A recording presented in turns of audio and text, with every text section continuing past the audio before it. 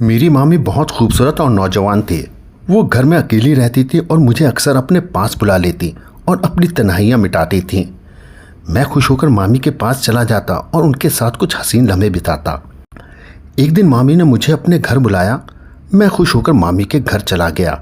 मैं जैसे ही मामी के घर पहुंचा तो मामी वॉशरूम से नहाकर बाहर आ रही थी। जैसे ही मैंने मामी को देखा तो मेरे तो होश ही उड़ गए। मामी ने अपना मुझे वो दिखाकर कहा कि दोस्तों, इस वीडियो में आगे बढ़ने से पहले मेरी आपसे एक रिक्वेस्ट रहेगी कि आप हमारी इस वीडियो को लाइक करके चैनल को सब्सक्राइब ज़रूर कर लें और वीडियो अच्छी लगे तो दोस्तों के साथ शेयर ज़रूर करें।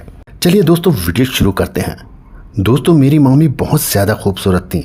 वो लगती ही नहीं थी कि वो एक शादीशुदा औरत हैं। उस वक्त मैं अपने मामू के घर रहने आया था क्योंकि मम्मी पापा दोनों बाहर जा रहे थे। मेरे छोटे मामू मेरे पापा को मुबारकबाद देने के लिए घर आए थे और उन्होंने कहा कि समीर को हमारे घर छोड़ जाए। पापा ने उन्हें काफ़ी समझाया कि समीर अब बड़ा हो गया है और अपना ख्याल रख सकता है, लेकिन मामू एक न माने और उन्होंने पापा को राज़ी कर लिया। इधर मेरी भी अधूरी ख्वाहिश पूरी हो गई थी। मेरे पास पुराने घर की चाबी थी जो खाली पड़ा हुआ था, जिसे मैं अपने मनोरंजन के लिए भरपूर इस्तेमाल किया करता था। मामी सानिया की शादी मेरे मामा से 10 साल पहले हुई थी। उस वक्त मैं 10 साल का था, मगर उस वक्त मामी को देखकर मुझे बहुत अच्छा लगता था क्योंकि वो न सिर्फ खूबसूरत थी बल्कि धीमी लहजे में बात करने वाली भरपूर जिस्म की मालिक थी। मामा और मामी की जोड़ी बेमिसाल समझी जाती थी, पर अभी तक वो दोनों औलाद से दूर थे और वे दोनों अपनी किस्मत को समझकर सब्र करे बैठे थे। मामी और मामू में बहुत ज़्यादा प्यार था और मेरा अंदाज़ा था कि मामा ने उनके साथ कई हसीन रातें गुजारी होंगी। शादी के बाद मामी का बदन बहुत ज़्यादा दिलकश हो गया था। खूबसूरत तो वो पहले ही थी, मगर जब जिस्म का हर हिस्सा अपनी तरफ झुकता हुआ महसूस होता था। जब मेरी मामी घर की सफाई कर रही थी और मैं टीवी देख रहा था, तब मामी ने मुझसे पूछा, समीर बेटा, आज आपका कॉलेज नहीं है क्या? तो मैंने दिल ही दिल में मामी को बेटा बुलाने पर बुरा मानते हुए कहा, नहीं मामी, सेमेस्टर तो ख़त्म हो गया है ना, इसलिए 1.5 महीने की छुट्टियाँ पड़ी हैं। मामी ने सर हिलाया और झुककर मेज़ पर कपड़ा मारने लगी, पर मामी का वो सब देखकर समझ नहीं आ रहा था कि क्या करूं और क्या ना करूं। मुझे मामी के घर आए हुए अब 2 दिन गुजर चुके थे। रात को खाने की मेज़ पर मामू ने मामी से कहा कि इन्हें किसी काम से 15 दिन के लिए लाहौर जाना है। मुझे मामी के घर आए हुए अब करीब 3 दिन गुजर चुके थे। रात को खाने की मेज़ पर मामू ने मामी से कहा कि उन्हें 15 दिन के लिए हैदराबाद जाना है। अगर इन्हें ज़्यादा दिन के लिए जाना होता तो वो मामी को भी साथ लेकर जाते, मगर इस दफ़ा मैं मामी के घर पे था तो उन्होंने अकेले जाना ही मुनासिब समझा। मैंने मामी का रूटीन और उनकी आदतों को अच्छी तरह से देख रखा था। मैंने देखा कि वो चाय का इस्तेमाल बहुत ज़्यादा करती हैं और वो चाय में बहुत ज़्यादा दूध डालती हैं और मुझे डब्बे का दूध पिलाती हैं। अगले दिन हम दोस्त आपस में मिलकर एक दूसरे से मजाक कर रहे थे और मैं जो बकवास कर रहा था वो कुछ ज़्यादा ही गंदी थी। मेरी बातें सुनकर मामी बहुत ज़्यादा हैरान हो गई। फिर उन्होंने मुझे अपनी आवाज़ देकर अपनी मौजूदगी का एहसास दिलाने की कोशिश की। म्यूज़िक ज़्यादा होने की वजह से मुझे कुछ सही से सुनाई नहीं दे रहा था। मेरी गंदी बातें काफ़ी देर तक सुनने के बाद मामी वहाँ से उठकर अपने कमरे में चली गई।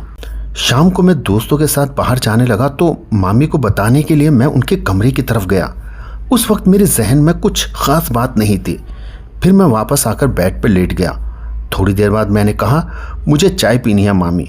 मामी ने मुस्कुराकर कहा, क्यों नहीं मेरे बच्चे, बस 2 मिनट रुको, मैं फ्रेश होकर आती हूँ, फिर तुम्हारे लिए चाय बना देती हूँ। और वो उठकर बाथरूम की तरफ चली गई। मैं गैलरी में आकर बैठ गया और सामने लॉन और फूलों को देखने लगा। वहाँ एक फूल मुझे पसंद आया। मैं उसके करीब गया और जाके उसे तोड़ लिया। मामी मुझे आवाज़ दे रही थी और मैंने जवाब दिया कि मैं बाहर हूँ, तो वो हाथ में ट्रे लेकर वहीं आ गई जिसमें 2 कप चाय थी। उनमें से एक कप उन्होंने मुझे पकड़ाया और दूसरा खुद उठाकर मेज़ पर रख दिया। मैंने वो फूल जो हाथ में पकड़ा हुआ था अब मामी की तरफ बढ़ा दिया और उन्होंने मुस्कुराकर फूल मेरे हाथ से ले लिया और मुझसे कहा कि शुक्रिया मेरे बच्चे। उस वक्त मेरे सारे अरमानों पर पानी पड़ गया था। मैंने मामी की तरफ देखा और कहा, मामी आप बोर नहीं होती? आप सारा दिन घर में रहकर मैं तो बोर हो गया हूँ, हम कहीं बाहर घूमने चलें? मामी ने कहा, नहीं समीर, मैं तो तुम्हारे मामा के साथ हर जगह जाती हूँ, लेकिन मैं उनके बगैर कहीं नहीं जाती। अब मैं खामोश होकर चाय पीने लगा।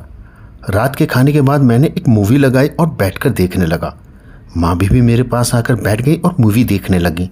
मामी ने जब देखा कि यही बकवास हो रही है जो दोपहर के गेम खेलते वक्त मैं कर रहा था, तो उन्होंने कहा कि अच्छा, तो ये सारी गालियाँ और बकवास तुम यहाँ से सीखते हो।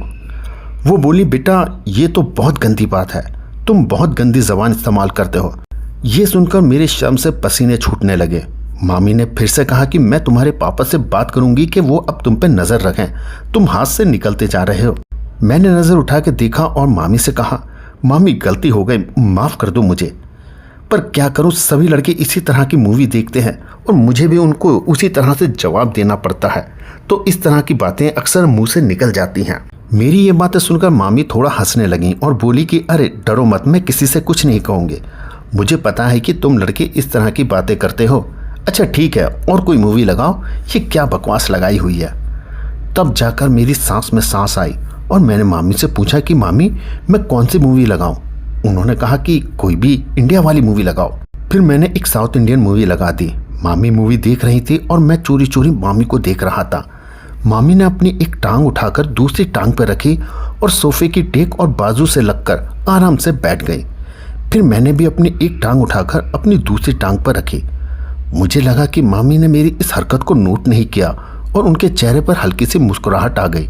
मैं भी मामी की तरह दूसरे कोने में बैठा हुआ था।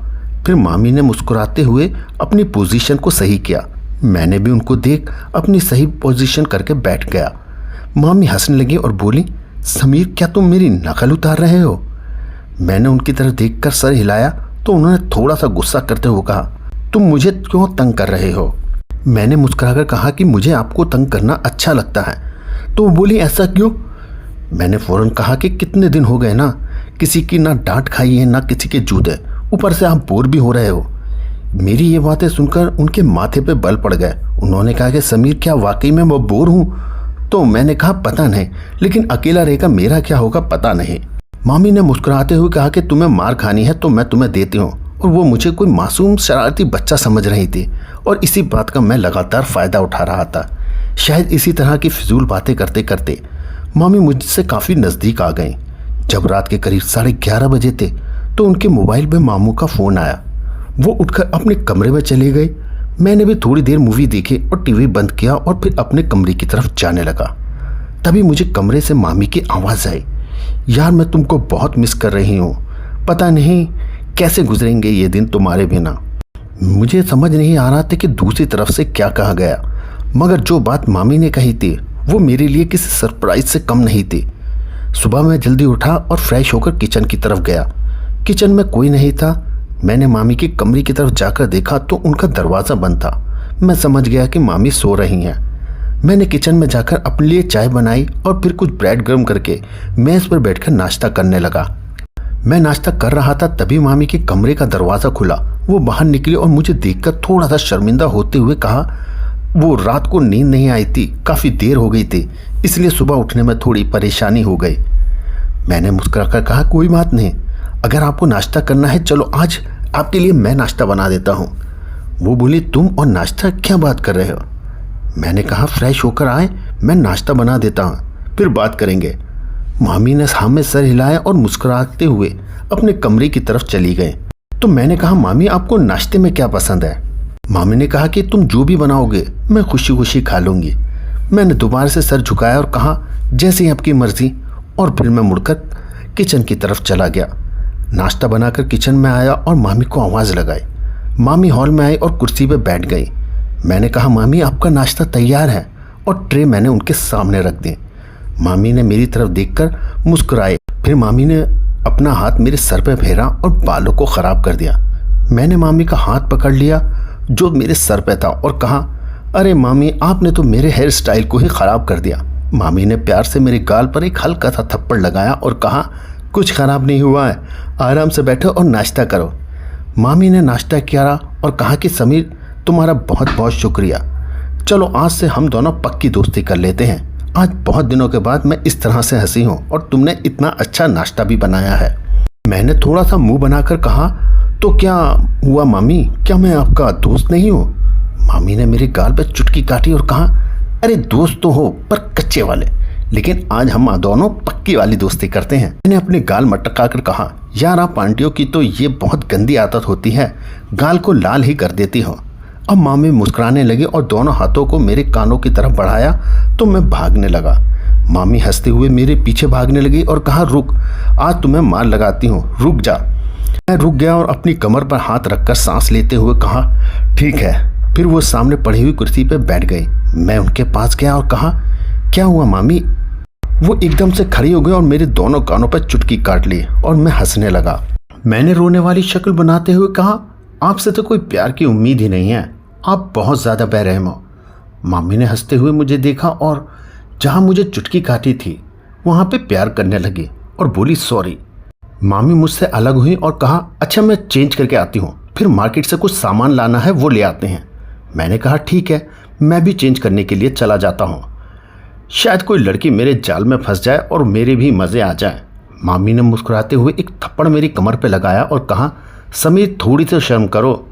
मैंने हैरानी से कहा, किस चीज़ की? मामी ने कहा, अपनी इस तूफ़ानी हरकतों की। मैंने कहा, यार ज़िंदगी में थोड़ा सा मज़ा होना चाहिए, वरना तो सारी उम्र आप मुझे किसी काम का नहीं छोड़ेंगी। मामी को पहले तो मेरी बात समझ नहीं आई, मगर जब उनको समझ आया तो उन्होंने अपने पाँव से जूती उतारी और कहने लगी, थोड़ी सी शर्म करो समीर। मैं हंसकर अपने कमरे में चला गया। थोड़ी देर बाद कमरे से बाहर आया और सोफे में बैठकर टीवी देखने लगा। थोड़ी देर में मामी जब तैयार होकर बाहर आई, जब वो बाहर निकली तो मेरी सांसें ऊपर की ऊपर और नीचे की नीचे रह गई। सफ़ेद कलर की कमीज और नीचे जीन्स। मैंने मामी को देखते हुए कहा, मैडम जी, इरादे क्या हैं आपके? मामी ने पहले अपने आप को देखा, फिर मुझे देखते हुए हैरानी से कहा, क्यों, क्या हुआ? मैंने अपने दिल पर हाथ रखते हुए कहा, मैडम आपके दीवाने शहर में 1000 होंगे, मगर इतनी सुबह दुकान कौन खोलेगा? मामी को अब अपनी गलती का एहसास हो गया और बोले, ठीक कह रहे हो आप। मैंने कहा, मैडम जब आप बाहर निकलती होंगी तो लोग आपको ही देखते होंगे। मामी ने मुस्कुराते हुए कहा, समीर थोड़ी तो शर्म करो, मैं तुम्हारी मामी हूँ। मैंने भी सर झुकाकर कहा, ठीक है मामी। तो वो हंसने लगे और मेरे पास बैठते हुए कहा, बाज नहीं आओगे फ्लर्ट करने से? मैंने उनकी तरफ देखते हुए कहा, कौन बदकिस्मत आपसे फ्लर्ट करना चाहता है? मामी ने मुस्कुराते हुए कहा, माफ़ कर यार, थोड़ी देर तो खामोश रह ले। बाद में मामी मेरे करीब आई और बोली, सच बता, तेरी कोई गर्लफ्रेंड नहीं है? मैंने उनकी तरफ देखा और कहा, कोई आप जैसी मिली नहीं, वरना उसे गर्लफ्रेंड तो क्या, अपना लाइफ पार्टनर बना लेता, चाहे इसके लिए मम्मी पापा से भी लड़ना पड़ता। मामी ने मुस्कुराते हुए कहा, मैं अच्छी लगती हूँ आपको? तो मैंने भी किसी आशिक की तरह सर झुका के हल्के से कहा, जी बहुत ज़्यादा। मामी ने कहा कि तू बाज नहीं आएगा। फिर मामी ने कहा कि समीर दूध ले आओ, दूध ख़त्म हो गया है। मैंने सर हिलाया और मार्केट की तरफ चला गया। वापस आकर दूध के बर्तन को फ्रीजर में रखा और मामी को बताने के लिए उनके कमरे में गया, पर सामने जो मंजर था वो पागल कर देने के लिए काफ़ी था। मामी शायद नहा कर निकली थी और ये वक्त मुझ पर कहर बरपा रहा था और मेरी हालत ऐसी थी कि जैसे टांगों से दम ही निकल गया हो। मैं पलटने ही वाला था कि मामी ने आवाज़ देकर पूछा, ले आए दूध? मेरे हलक से तो अब आवाज़ तक नहीं निकल रही थी। मैंने सर हिलाया तो मामी आहिस्ता आहिस्ता कदमों से चलती हुई मेरी तरफ आई और मेरे चेहरे को नीचे से हाथ रख के ऊपर की तरफ करते हुए बोली, क्या हुआ समीर? मैंने चेहरा ऊपर उठाया और उनकी आंखों में देखते हुए कहा, कुछ नहीं मामी। फिर मामी ने मेरी आंखों में देखा और कहा, समीर सच सच बताओ, मेरी इस तरह से तुम्हारे सामने आना अच्छा है क्या? मैंने सर हिलाया और दोबारा से सर झुकाकर कहा, अगर आपको लग रहा है कि मैं आपकी तरफ अट्रैक्ट हो रहा हूँ तो आप गलत फहमी में हैं मामी। मामी, आपका जिस्म आपकी मोहब्बत का इजहार का ज़रिया है, लेकिन ये सब कुछ ठीक नहीं। मामी ने एक लंबी सांस लिया और मुझे इस तरह से देखा जैसे मैं उनका कोई बहुत बड़ा दीवाना हूँ। मैंने दोबारा सर उठाया और कहा, पर मैं ये भी नहीं चाहता कि आप थोड़ी देर के लिए मुझे अपनाएं और फिर ज़िंदगी भर के लिए मुझे अपने दीदार के लिए महरूम कर दें। मामी के लिए ये फैसला बहुत मुश्किल था। फिर वो एक तरफ जाके बेड पे बैठ गई और कहा, मेरे पास आओ और यहाँ बैठो। मैं आराम से चलता हुआ उनके पास बैठ गया। उन्होंने मेरा हाथ पकड़कर अपने दूसरे हाथ पर रखा और कहा, समीर जो मिल जाए उस पर शुक्र अदा करना चाहिए। मामी के जहन में क्या चल रहा था और उस वक्त वहाँ से मैदान जंग छोड़कर भाग जाना वाली बात बिल्कुल नहीं थी। मैं सुकून से कमरे में वापस आ गया। तभी मुझे लगा कि मामी अंदर रो रही हैं। उनकी सिसकने की आवाज़ बाहर तक आ रही थी। मैं दरवाजे के पास गया और कहा कि आप ठीक है ना मामी? अंदर से कोई जवाब नहीं आया, बस सिसकने की जो आवाज़ें थी अब वो बंद हो गई थी। मैंने फिर पूछा, मामी क्या बात है, आप रो क्यों रही हो? अंदर से आवाज़ आई, समीर मैं थोड़ी देर अकेला रहना चाहती हूँ, प्लीज़ अपने रूम में चले जाओ। मैंने कहा ठीक है, पर आप ठीक तो हैं ना? मामी ने कहा हाँ मैं ठीक हूँ। अब मुझे कुछ समझ नहीं आ रहा था कि आगे मुझे क्या करना है। मैं जल्दी से वापस आ गया और कुछ देर बाद मामी भी अब फ्रेश होकर बाहर आ गई और अब मुझसे माफ़ी मांगने लगी। उस दिन के बाद से मैंने मामी का बहुत ज़्यादा ख्याल रखना शुरू कर दिया, क्योंकि वो बहुत ज़्यादा तन्हाई का शिकार हो गई थी और मुझसे प्यार करने लगी थी। मैंने फ़ोन करके मामू को वापस बुलाया। मामी जवान और ख़ूबसूरत औरत थी, इसलिए वो अपनी तन्हाई को मिटाने के लिए बहुत ज़्यादा तरस रही थी। लेकिन ये शुक्र है कि हम दोनों में इस तरह का कोई भी ताल्लुक़ कायम नहीं हुआ। कुछ दिनों में मामा घर वापस आ गए और उधर मेरे मम्मी पापा भी वापस आ गए थे और मैं अपने घर चला गया। दोस्तों, मेरा आप सभी लोगों से ये कहना है कि हमेशा घर में किसी के सहारे अपनी बहन या बीवी को छोड़ के ना जाएं, क्योंकि शैतान कभी भी किसी इंसान को बहका सकता है और शैतान के बहकावे में आकर ये गलती अक्सर इंसान कर बैठता है। लिहाजा ये काम करने से पहले 1000 बार सोचें। और दोस्तों, अगर आपको ये हमारी वीडियो अच्छी लगी हो तो आप हमें कमेंट्स बॉक्स में ज़रूर बताएं और वीडियो को लाइक करके चैनल को सब्सक्राइब करना बिल्कुल भी ना भूलें।